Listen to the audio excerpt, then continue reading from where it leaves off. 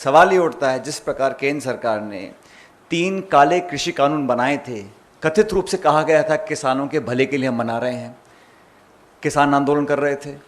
अब जिन नौजवानों के लिए योजना बनाई गई है वो सड़कों पे हैं, पूरे देश में आंदोलन हो रहा है। तो जिनके भले के लिए आप स्कीम बना रहे हो, अगर वही आपके खिलाफ आंदोलन कर रहे हैं तो विनम्रतापूर्वक केंद्र सरकार को इसको रोक देना चाहिए। इस स्कीम से लाभ बहुत कम है और नुकसान बहुत ज़्यादा है। जैसा चिदम्बरम जी ने कहा, फौज के अंदर, और अजय माकन जी ने बिल्कुल सही कहा, फौज में आप 4 साल के लिए भर्ती कर रहे हैं, 6 महीने ट्रेनिंग करेंगे, उसके बाद साल में 2 महीने की छुट्टी भी जाएगा वो। तो टोटल सर्विंग पीरियड जो 4 साल का है, उसमें से मुश्किल से 2.5 या 2.25 साल की वो नौकरी कर पाएगा। उस इतने कम समय में नाम नमक और निशान की जो बात कह रहे थे, ये बिल्कुल सही है।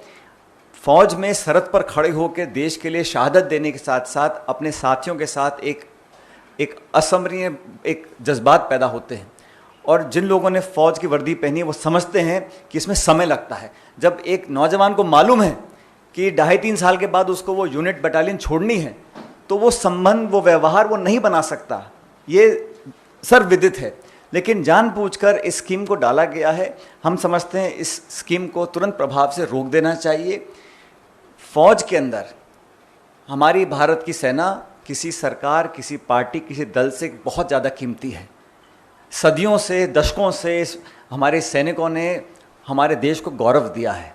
आज उनके भविष्य के साथ, उनके रिक्रूटिंग जो प्रक्रिया है उसके साथ, और विशेष रूप से करोड़ों करोड़ों नौजवानों के साथ जो खिलवाड़ करने का काम हो रहा है, ये आज से पहले कभी किया नहीं है। और भारतीय सेना, भारतीय फौज, हम सबको उन पर फ़ख्र है। मुझे लगता है कि उसके साथ इस प्रकार का खिलवाड़ बिल्कुल आवश्यक नहीं है। और केंद्र सरकार को समझना होगा, कांग्रेस पार्टी ने हम पे आरोप लगाते थे कि हम किसानों को भड़का रहे हैं या हम मिस इन्फॉर्मेशन दे रहे हैं। आपने कल स्कीम अनाउंस की है और आज पूरे समूचे देश में लोग, नौजवान आंदोलित हैं।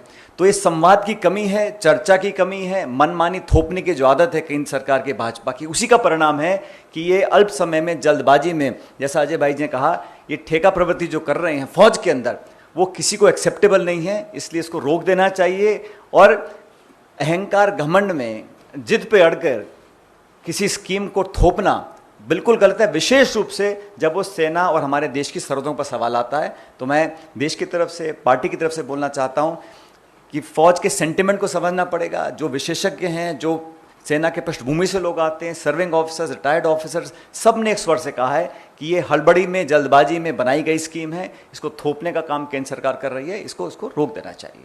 मेरा ये मानना है कि 4 साल का जो उन्होंने शगुफा छोड़ा है, ये सिर्फ ठंडे छींटे डालने के लिए है। देश में निवेश नहीं हो रहा, उद्योग नहीं लग रहा, अर्थव्यवस्था चौपट हो रही है, लोगों को रोजगार नहीं मिल रहा, आपके 2 करोड़ का वादा फेल हो रहा है। इसलिए आपने कुछ एक करने की कोशिश करी है, लेकिन नाकाम हो रहे हैं। बेहतर ये होता कि नौजवान जो पढ़े लिखे हैं उनके लिए आप रोजगार के अवसर तलाश करें, यहाँ निवेश हो, इंडस्ट्री लगे, फैक्ट्रियाँ लगें, लोग और एम्प्लॉयमेंट ढूंढें। लेकिन आपने 4 साल तक के लिए उनको कर दिया। 4 साल के बाद 3 लाख लोग वापस सड़क पे आ जाएंगे, और क्या गारंटी है कि उनको नौकरी मिलेगी? फिर वो विध्वंस पैदा होगा। तो ये शुभ संकेत नहीं।